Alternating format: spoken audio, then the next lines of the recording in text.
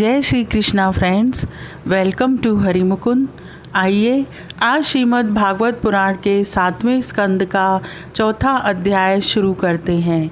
इसमें हिरण्यकश्यप के अत्याचार और प्रहलाद के गुणों का वर्णन किया गया है।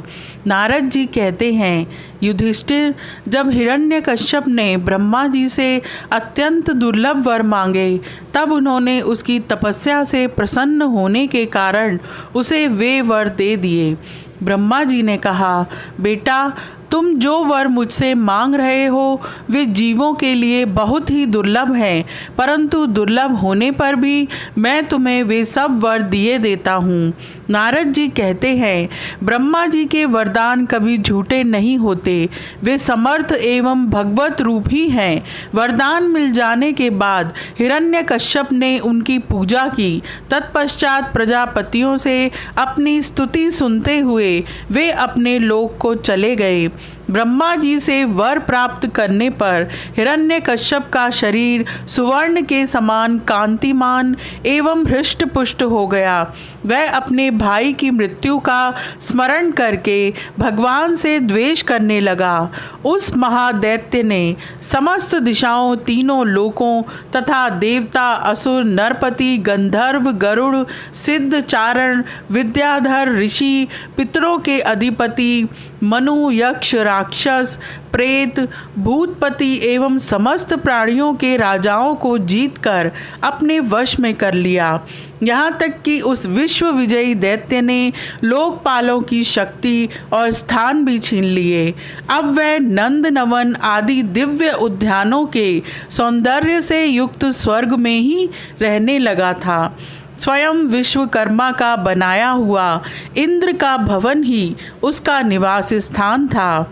उस भवन में तीनों लोकों का सौंदर्य मूर्तिमान होकर निवास करता था। वह सब प्रकार की संपत्तियों से संपन्न था। महाबली और महामनस्वी हिरण्यकश्यप सब लोगों को जीतकर सबका एक छत्र सम्राट बनकर बड़ी स्वतंत्रता से विहार करने लगा। उसका शासन इतना कठोर था कि उससे भयभीत होकर देव दानव उसके चरणों की वंदना करते रहते थे। युधिष्ठिर, वह उत्कट गंध वाली मदिरा पीकर मतवाला रहा करता था। उसकी आंखें लाल लाल और चढ़ी हुई रहती थीं। उस समय तपस्या, योग, शारीरिक और मानसिक बल का वह भंडार था। ब्रह्मा, विष्णु और महादेव के सिवा और सभी देवता अपने हाथों में भेंट ले लेकर उसकी सेवा में लगे रहते। जब वह अपने पुरुषार्थ से इंद्र आसन पर बैठ गया, तब युधिष्ठिर, विश्वावसु, तुम्बुरु तथा हम सभी लोग उसके सामने गान करते थे। गंधर्व, सिद्ध, ऋषिगण, विद्याधर और अप्सराएं बार बार उसकी स्तुति करती थीं। युधिष्ठिर, वह इतना तेजस्वी था कि वर्णाश्रम धर्म का पालन करने वाले पुरुष जो बड़ी बड़ी दक्षिणा वाले यज्ञ करते, उनके यज्ञों की आहुति वह स्वयं छीन लेता। पृथ्वी के 7 द्वीपों में उसका अखंड राज्य था। सभी जगह बिना ही जोते बोए धरती से अन्न पैदा होता था। वह जो कुछ चाहता अंतरिक्ष से उसे मिल जाता तथा आकाश उसे भांति भांति की आश्चर्यजनक वस्तुएं दिखा दिखाकर उसका मनोरंजन करता था। इसी प्रकार खारे पानी, सुरा, घृत, इक्षुरस, दधि, दुग्ध और मीठे पानी के समुद्र भी अपनी पत्नी नदियों के साथ तरंगों के द्वारा उसके पास रत्न राशि पहुंचाया करते थे। पर्वत अपनी घाटियों के रूप में उसके लिए खेलने का स्थान जुटाते और वृक्ष सब ऋतुओं में फूलते फलते। वह अकेला ही सब लोकपालों के विभिन्न गुणों को धारण करता। इस प्रकार दिग्विजयी और एक छत्र सम्राट होकर वह अपने को प्रिय लगने वाले विषयों का स्वच्छंद उपभोग करने लगा। परंतु इतने विषयों से भी उसकी तृप्ति न हो सकी, क्योंकि अंततः वह इंद्रियों का दास ही तो था। युधिष्ठिर, इस रूप में भी वह भगवान का वही पार्षद है जिसे सनकादियों ने शाप दिया था। वह ऐश्वर्य के मद से मतवाला हो रहा था तथा घमंड में चूर होकर शास्त्रों की मर्यादा का उल्लंघन कर रहा था। देखते ही देखते उसके जीवन का बहुत सा समय बीत गया। उसके कठोर शासन से सब लोग और लोकपाल घबरा गए। जब उन्हें और कहीं किसी का आश्रय न मिला तब उन्होंने भगवान की शरण ली। उन्होंने मन ही मन कहा, जहाँ सर्वात्मा जगदीश्वर श्री हरि निवास करते हैं और जिसे प्राप्त करके शांत एवं निर्मल सन्यासी महात्मा फिर लौटते नहीं, भगवान के उस परम धाम को हम नमस्कार करते हैं। इस भाव से अपनी इंद्रियों का संयम और मन को समाहित करके उन लोगों ने खाना पीना और सोना छोड़ दिया तथा निर्मल हृदय से भगवान की आराधना की। एक दिन उन्हें मेघ के समान गंभीर आकाशवाणी सुनाई पड़ी। उसकी ध्वनि से दिशाएं गूंज उठी। साधुओं को अभय देने वाली वह वाणी यूं थी, श्रेष्ठ देवताओं डरो मत, तुम सब लोगों का कल्याण हो। मेरे दर्शन से प्राणियों को परम कल्याण की प्राप्ति हो जाती है। इस नीच दैत्य की दुष्टता का मुझे पहले से ही पता है, मैं इसको मिटा दूंगा। अभी कुछ दिनों तक समय की प्रतीक्षा करो। कोई भी प्राणी जब देवता, वेद, गाय, ब्राह्मण, साधु, धर्म और मुझसे द्वेष करने लगता है तब शीघ्र ही उसका विनाश हो जाता है। जब यह अपने वैरहीन, शांत और महात्मा पुत्र प्रहलाद से द्रोह करेगा, उसका अनिष्ट करना चाहेगा, तब वर के कारण शक्ति संपन्न होने पर भी इसे मैं अवश्य मार डालूंगा।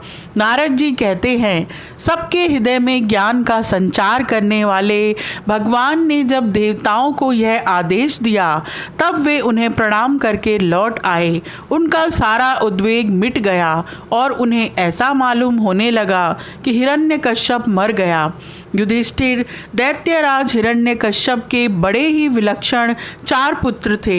उनमें प्रहलाद यूं तो सबसे छोटे थे परंतु गुणों में सबसे बड़े थे। वे बड़े संत सेवी थे, ब्राह्मण भक्त, सौम्य स्वभाव, सत्य प्रतिज्ञ एवं जितेंद्रिय थे तथा समस्त प्राणियों के साथ अपने ही समान समता का बर्ताव करते और सबके एकमात्र प्रिय और सच्चे हितैषी थे। बड़े लोगों के चरणों में सेवक की तरह झुककर रहते थे। गरीबों पर पिता के समान स्नेह रखते थे। बराबरी वालों से भाई के समान प्रेम करते और गुरुजनों में भगवत भाव रखते थे। विद्या, धन, सौंदर्य और कुलीनता से संपन्न होने पर भी घमंड और हेकड़ी उन्हें छू तक नहीं गई थी। बड़े बड़े दुखों में भी वे तनिक भी घबराते न थे। लोक परलोक के विषयों को उन्होंने देखा सुना तो बहुत था परंतु वे उन्हें निसार और असत्य समझते थे, इसलिए उनके मन में किसी भी वस्तु की लालसा न थी।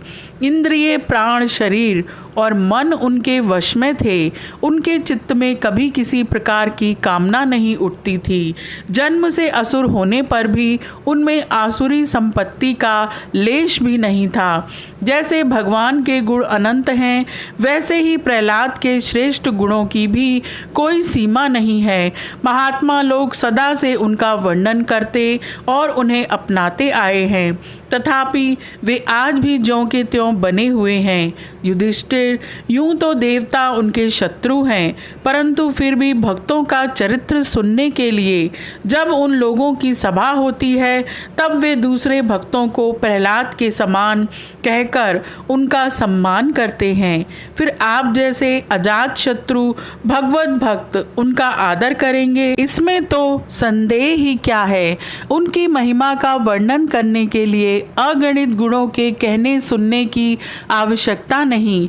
केवल एक ही गुण भगवान श्री कृष्ण के चरणों में स्वाभाविक जन्मजात प्रेम उनकी महिमा को प्रकट करने के लिए पर्याप्त है। युधिष्ठिर, प्रहलाद बचपन में ही खेल कूद छोड़कर भगवान के ध्यान में जड़वत तन्मय हो जाया करते। भगवान श्री कृष्ण के अनुग्रह रूप ग्रह ने उनके हृदय को इस प्रकार खींच लिया था कि उन्हें जगत की कुछ सुध बुध ही न रहती। उन्हें ऐसा जान पड़ता कि भगवान मुझे अपनी गोद में लेकर आलिंगन कर रहे हैं, इसलिए उन्हें सोते, बैठते, खाते, पीते, चलते फिरते और बातचीत करते समय भी इन बातों का ध्यान बिल्कुल न रहता। कभी कभी भगवान मुझे छोड़कर चले गए, इस भावना में उनका हृदय इतना डूब जाता कि वे जोर जोर से रोने लगते। कभी उनके ध्यान के मधुर आनंद का अनुभव करके जोर से गाने लगते।